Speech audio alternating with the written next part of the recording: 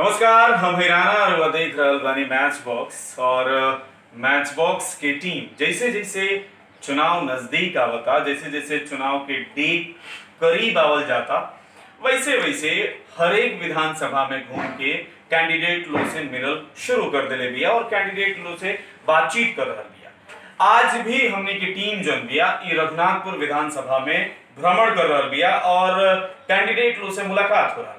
आज जो कैंडिडेट के रुआ बीच लेके आई बनी, रुआ सामने लेके आई बनी, यहाँ के जदयू के भावी प्रत्याशी बनी। हमारे साथ मौजूद बानी जदयू नेता शशिकांत सिंह जी। बहुत बहुत स्वागत बराबर मैच बॉक्स के स्पेशल कार्यक्रम में। आपको भी धन्यवाद और आपके टीम को भी धन्यवाद और सारे दर्शक श्रोता सबको मेरी तरफ से धन्यवाद।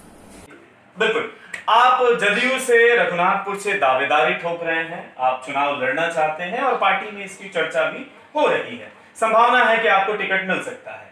अगर आपको जदयू टिकट यहां से देती है और आप विधानसभा में चुनाव लड़ने के लिए जाते हैं तो आपका एजेंडा क्या होगा? पार्टी का एजेंडा अपना होता है, लेकिन हर एक विधानसभा का एक अपना एजेंडा होता है। उसी तरह आपका एक कैंडिडेट के तौर पे एजेंडा क्या होगा अगर आप विधानसभा क्षेत्र में आते हैं तो? एक मुझे नहीं होता कि एक्स्ट्रा पावर मुझे मिल जाए तो मुझे एक चीज करना हो तो मैं वही करूंगा कि सामाजिक सौहार्द हो। चाहे जितना विकास कर ले हम लोग, इसकी कमी होते जा रही है। आप देखे होंगे सामाजिक सौहार्द की कमी होते जा रही है। हम इस पर विशेष फोकस करेंगे कि सामाजिक सौहार्द कायम रहे। लोगों के बीच में छोटी छोटी बातों को लेकर जो आपस में विद्वेष पैदा होता है वो न हो। और एजुकेशन पे काम करना, पहले से बहुत कुछ हुआ है और भी होना है, क्योंकि मेरा टैग लाइन है हमारे जो अपना काम है कि ज्ञान से मिले सम्मान। सबको ज्ञान के पथ पे लाना है। आप ज्ञान हासिल करें तभी आपको सम्मान मिलेगा, और कोई रास्ता नहीं है। तथाकथित जो पहले के सो कॉल्ड बाहुबली या ऐसे लोग हुआ करते थे जिससे आज की युवा उनसे प्रभावित हो गए, ये उनको बताना कि भाई मेरे इस चीज से आप न प्रभावित हो, आपको कुछ भी हासिल होगा वो ज्ञान से होगा। गुंडेइज्म की तरफ आप कभी प्रभावित न हो, गुंडेइज्म को ना जाए। यदि माना जाए तो इसी रघुनाथपुर की धरती पर राहुल सांकृत्यायन ने जमींदारी तेरा नाश हो का नारा दिया था, और इसी रघुनाथपुर की धरती से मैं ये कह रहा हूँ गुंडेइज्म तेरा नाश हो, और निश्चित तौर पर आने वाले 5 साल में गुंडेइज्म का नाश हो जाएगा, और इसमें सबका साथ चाहिए। आप शिक्षा की बात कर रहे हैं कि आप शिक्षा को महत्व देंगे। आपकी ही पार्टी, आपके ही नीतीश कुमार टीचरों पे डंडा चलवाते हैं, उनको तनख्वाह नहीं देते हैं कई कई महीनों तक। फिर आप उस पार्टी में रहते हुए ये कैसे उम्मीद रख सकते हैं कि आप शिक्षा को बेहतर बना सकते हैं बिहार? ये एक राजदंड है, उनके हाथ में राजदंड है। राज चलाना एक अपने आप में बहुत दुष्कर है। किस परिस्थिति में डंडा चला रहे हैं वो समझ रहे हैं। सिर्फ शिक्षक की ज्ञान नहीं देते हैं, टू वेरी फ्रैंक, आप इसको अदरवाइज मत लीजिएगा, ठीक है। जो विद्यार्थी हैं वो भी अपने से नीचे के स्टूडेंट को ज्ञान देते हैं, ठीक है। और स्वाध्याय भी ज्ञान होता है। देखा जाए तो आजकल के शिक्षक पढ़ाने से ज्यादा इसको शिक्षक लोग अदरवाइज नहीं लेंगे। कुछ शिक्षक कुछ शिक्षक बहुत से अलग अलग कामों में पाए गए हैं जो पढ़ाई का वहाँ सारा काम करते हैं।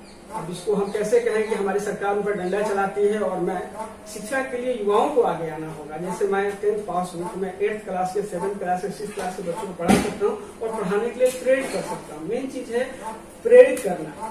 आप प्रेरित हो जाएंगे तो इन सब सारी चीजों से आप अलग हो जाएंगे। तो अपना राजदंड उनके हाथ में अपना काम कर रहे हैं। बहरहाल ये बड़ा अलग मुद्दा है, इस पे चर्चा हम नहीं करेंगे। आप विधानसभा चुनाव में यहाँ से दावेदारी पेश कर रहे हैं और संभवतः टिकट आपको मिलेगा भी। अभी जब से कोरोना काल शुरू हुआ है, जब से ये पेंडेमिक आया है, तब से भारत में बहुत सारे लोगों की नौकरी गई है, और सबसे ज्यादा अगर प्रभावित कोई रहा है तो बिहार रहा है। आज नीतीश कुमार जी के शासनकाल के 15 साल पूरे हो चुके हैं, और 15 साल पूरा होने के बाद नीतीश कुमार जी कह रहे हैं कि मैं बिहार में रोजगार दूंगा। तो क्या नीतीश कुमार जी या आपकी पार्टी एनडीए ये इंतजार कर रहा था कि पेंडेमिक आए या कोई ऐसा विपदा आए तब हम रोजगार देंगे? नहीं, आज से करीब 50 साल पहले पिक्चर आई थी राजकोट की। पिक्चर का नाम तो मुझे याद नहीं है, बट उसमें गाना था आप लौट चले, आप लौट चले, देश तेरा पुकारे। तो वो लौट के आ गए, कोरोना की वजह से आए। जितनी मेहनत जो बिहार के लोग बाहर करते हैं जिस डेडिकेशन के साथ करते हैं उसका 50% मेहनत और डेडिकेशन यहाँ करते हैं, तो फिर बिहार वही हो जाएगा जो आज से सदियों पहले हुआ था। और आए हैं तो अच्छा हुआ है, कम से कम अपने घर आ गए हैं और लग गए हैं। आप भी बता रहे हैं कि आपके साथ बहुत सारे 3 लोग आए हैं वहां से और यहाँ लगे हुए हैं। पहले था पानी और मनुष्य आसान रास्ते पर जाना चाहता है, पहले था कि अरे यहाँ पर सब कुछ मिल जा रहा है, बाहर हम चले जा रहे हैं। हम देखते हैं बाहर देखते हैं कहाँ घर है, फलाना जगह तो बिहार से नहीं, लेकिन खूब मेहनत कर रहे हैं वहाँ, यहाँ उतनी मेहनत नहीं करते हैं। अब वो कर रहे हैं और निश्चित ही आने वाला समय में बिहार बहुत विकास है। नहीं, जो कर रहा है वो अपने व्यक्तिगत स्तर से कर रहा है, लेकिन सरकारी स्तर पर बात करें तो अभी तक महंगा है। जी बिल्कुल, विकास जो होता है ना खुद किया जाता है। आप अपने दम पे विकास करते हैं, सरकार माहौल देती है। जैसे लॉ एंड ऑर्डर का स्थिति है, आज से 15 साल पहले जो लॉ एंड ऑर्डर स्थिति थी, आप रघुनाथपुर शहर, रघुनाथपुर बाजार से सीवान शहर डिस्ट्रिक्ट हेडक्वार्टर आने में लोग सेम डे आकर नहीं लौटते थे। आज की स्थिति यह है, आपको कभी भी बुलाया जाए लोग चल देते हैं। तो लॉ एंड ऑर्डर कम से कम काबू में है। आप कहीं भी कोई भी काम कर सकते हैं, कोई भी व्यापार कर सकते हैं, आपकी छिनतई नहीं होगी, आपकी राहगीरी नहीं होगी, आपका किडनैपिंग नहीं होगा। ये सारी चीजें हो गई है, साफ सुथरा राज हो गया है। तो अब आप खुद के काम से निकाल, आप जो भी हासिल किए हैं आप मुझे बताएं कि सरकार का कितना योगदान रहा है। सरकार सिर्फ एक माहौल, एक प्लेटफॉर्म दी है। आप अपने स्तर से, अपने मेहनत से आप इस लेवल पहुंचे हैं और आगे भी आप प्लान किए हो कि मुझे कहाँ जाना है। इस प्रदेश के सारे युवा इतने एक्टिव हैं, उनके पास एक प्लान ऑफ एक्शन है, वो अपने तरीके से आगे बढ़ रहे हैं, बस उनको एक माहौल चाहिए और सरकार माहौल दे रही है।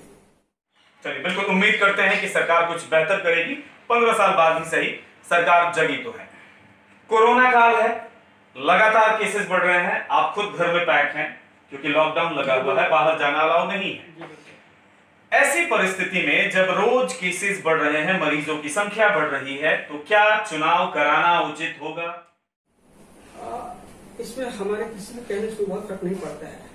जो इलेक्शन कमीशन है उसके पास एक पूरा कोर टीम है जो इस पर नजर रखे हुए है। सेंट्रल गवर्नमेंट भी नजर रखेगी, स्टेट गवर्नमेंट नजर रखेगी और इन सब चीजों से डिसीजन लेके हम तो प्रजा है, हम तो सिर्फ लोगों के ऊपर वाले लोगों की बात को मानते हैं, उनको अनुसार चलते हैं। नियम बनाना हमारे हाथ में है, तो जैसा करेंगे वैसा हम इसमें कुछ नहीं। बिल्कुल, आप एक युवा कारोबारी हैं और आपने काफी अच्छा कारोबार भी किया है, पैसा भी ठीक ठाक कमाया है आपने।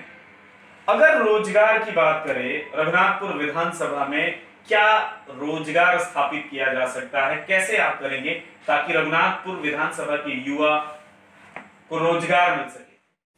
रोजगार जो है, सबसे ज्यादा जो रोजगार देता है कोई सेक्टर वो होता है पर्यटन सेक्टर। पर्यटन का मतलब ये कदापि नहीं है कि हमारे यहाँ झील हो और पहाड़ हो।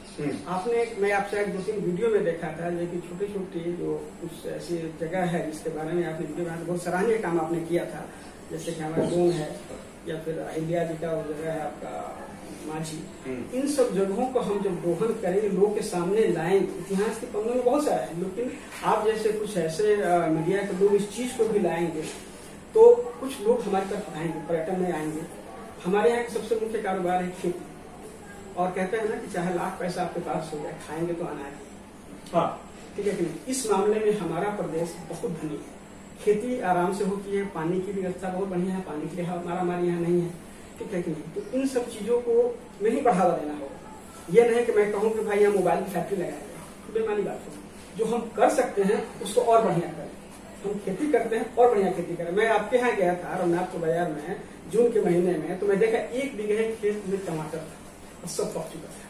किसान कह रहे तो क्या करेंगे टमाटर, कोनो काम के बाद कोनो काम के नहीं, तो सब पक गया। वही एक उसको कहीं रखने कंटेनर होता है और उसको कहीं ले जाने की व्यवस्था होता है। किसान तो संभव नहीं है, लेकिन सरकार या कुछ लोग मिल करके इस तरह का ऐसा बने कि भाई सब लोग अपना सामान रखे, उसको प्रिजर्व करके हम वहां से उठाए, रघुनाथपुर से उठाए, लेकर चले गए बली, लेकर चले गए बनारस, लेकर चले गए पटना। वहां पे उसका अच्छा प्राइस मिल जाए और किसान को भी अच्छा प्राइस मिल जाएगा। और हमेशा से किसान ठगते आ रहा है, ठगाते आ रहा है। लोग उसको जितना पैसा मिले वो नहीं मिलता, बिचौलियों को मिलता है। डायरेक्ट किसान से जो माल हो ना उन तक जाए, जो खरीदार है, जो खरीदे उनको भी सस्ता थोड़ा मिलेगा और किसान को भी अच्छा प्राइस मिलेगा। इस पर काम करने की जरूरत है और इसमें युवा ही काम करेंगे जो काफी एक्टिव होते हैं। शशिकांत जी, आप बातों के धने आदमी हैं और आप बातें बहुत अच्छी करते हैं और उम्मीद करता हूं कि आप जब विधानसभा में टिकट लेकर आएंगे, जब आप चुनाव लड़ेंगे, लोगों के बीच जाएंगे, तो इन बातों का असर होगा और लोग आपसे प्रभावित होंगे, आपको सपोर्ट करेंगे, आपको जिताएंगे। ज्यादा लंबी बातचीत हम इस प्लेटफॉर्म पे नहीं कर सकते हैं। अंत में क्या आग्रह या संदेश देना चाहेंगे रघुनाथपुर विधानसभा के लोगों को, क्योंकि चुनाव नजदीक आ रहा है और कोरोना भी है, तो कोरोना और चुनाव को लेकर क्या संदेश देना चाहेंगे? कोरोना जैसे है ना कि एक एपिडेमिक है और ये खत्म नहीं हुआ है, और जब तक इसका कोई कंक्रीट वैक्सीन नहीं मिले, दवा नहीं मिलेगा, तब तक तो हम लोग को बहुत अलर्ट रहना पड़ेगा, क्योंकि एक युद्ध है कोरोना और मानवता के खिलाफ। और आप किधर खड़े हैं? यदि आप मास्क नहीं लगा रहे हैं और इस पर एहतियात नहीं बरत रहे हैं, मतलब कोरोना के पक्ष में खड़े हैं, मानवता के पक्ष में नहीं खड़े हैं। तो सबसे पहले आप मानवता के पक्ष में खड़े हैं और मानवता को जिताएंगे। और दूसरी, जनता के चुनाव के मद्देनजर मैं ये कहूंगा कि अभी भी हमारे यहाँ 55% ही वोट पड़ता है। इस कोरोना को लेकर हो सकता है वोट का पोलिंग कुछ कम हो, 45% लोग वोट नहीं देते हैं, और हम कहते हैं कि सरकार ये काम नहीं करे। अगर हम वोट नहीं दे रहे हैं और सरकार पर एक प्रश्न उठा रहे हैं, ये गलत है। हम अपने हिस्सा का राज दूसरे को दे दें, तो कम से कम आप वोट किसी को दे दें। मैं नहीं कहता कि आप तीर ढूंढिए जो आपको लगे, जो आपको जस्टिफाई लगे। मैं ये कदापि नहीं कहूंगा कि आप मुझे ही वोट दीजिए, क्योंकि आपके पास विवेक है, आप अपने विवेक का प्रयोग करें। मेरे विवेक से न चले, आपका आंख भगवान दिए, आप अपनी आंख से देखिए, लेकिन वोट दीजिए और कोशिश कीजिए कि अपने साथ एक आदमी को और ले जाइए। 55 गुणे 2 110, लमसम 100 लोग हो जाएंगे। 100% जब पोलिंग होगा तो जो आज दृश्य है वो कुछ और होगा।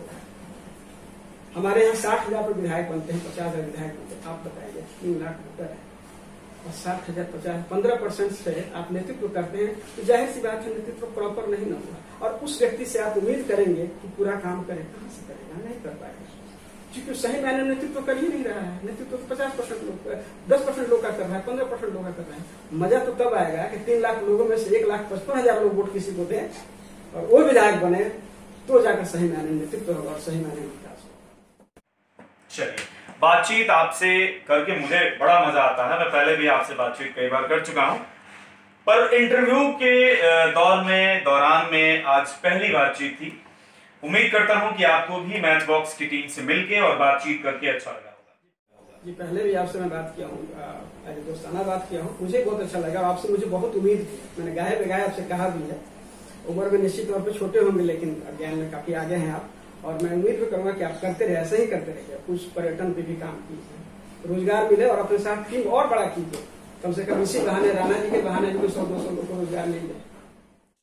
चलिए, बिल्कुल, ये बातचीत तो उम्मीद करता हूं कि आपको भी अच्छी लगी होगी और सार्थक लगी होगी। अगर ये बातचीत अच्छी लगी है, सार्थक लगी है, तो लाइक जरूर करें और इस वीडियो पे कमेंट करके बताएं कि हमारी बातचीत कैसी लगी। मैच बॉक्स को अभी तक सब्सक्राइब नहीं किया है तो कर लीजिए और इस वीडियो को इतना ज्यादा शेयर कीजिए ताकि रघुनाथपुर विधानसभा के हर एक मोबाइल में ये वीडियो पहुंच जाए। वीडियो देखने के लिए बहुत बहुत